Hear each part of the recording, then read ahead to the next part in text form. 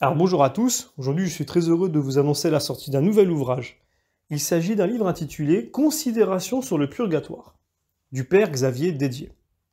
Cet ouvrage, c'est un ouvrage moi qui m'a beaucoup plu, pour la simple et bonne raison que la façon dont il est présenté et la façon dont il aborde le sujet du purgatoire, eh bien, nous rappelle à l'ordre d'une certaine façon, sur vraiment ce sujet qui implique l'espérance, et qui implique aussi notre vie de foi, puisque dans cet ouvrage, nous allons retrouver des considérations sur le purgatoire à différents niveaux.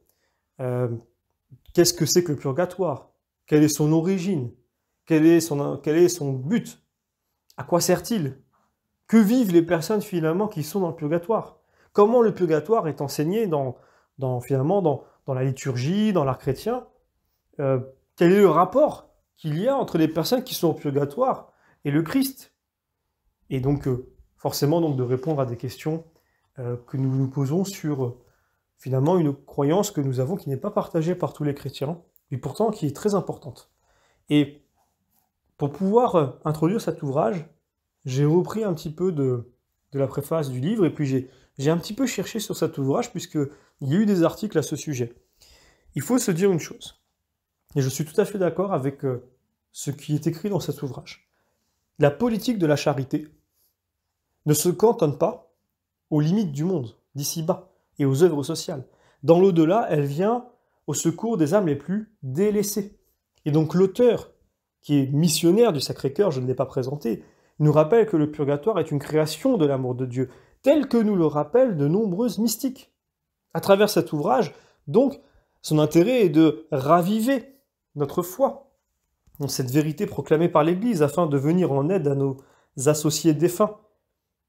Un jour, nous écrit l'auteur, ce ne sera plus pour les autres que notre Sainte Mère l'Église tendra la main, ce sera pour nous-mêmes. Quel droit aurons-nous à la compassion de nos frères si nous nous sommes montrés sans pitié? Cruelles nous paraîtront alors les douleurs de l'oubli.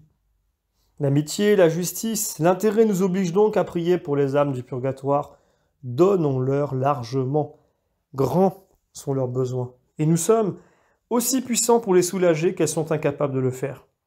Nous avons des trésors entre nos mains et il suffit de vouloir ouvrir celles-ci pour épancher ceux-là.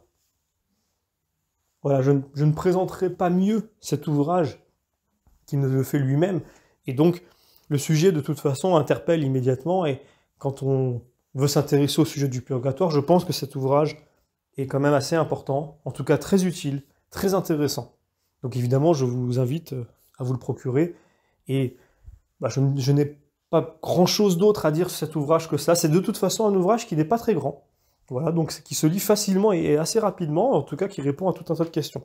Donc évidemment, je vais vous encourager à vous le procurer. Et encore une fois, de nouveau, je vous remercie pour vos encouragements, pour vos messages. N'oubliez pas de vous inscrire sur la newsletter du site lacavernedupèlerin.fr. Il n'y aura pas beaucoup de mails chaque année, ne vous inquiétez pas. Si vous recevez déjà un mail tous les 2 mois, c'est déjà très bien. Donc nous ne nous amuserons pas à vous envoyer tout un tas de mails très très régulièrement.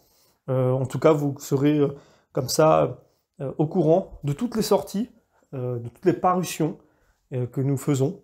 Et donc ainsi de pouvoir rester connecté, je dirais, avec notre maison d'édition, de pouvoir en parler autour de vous, de pouvoir partager, parce que je sais que certains d'entre vous le font et nous les remercions, toute l'équipe, du fond du cœur.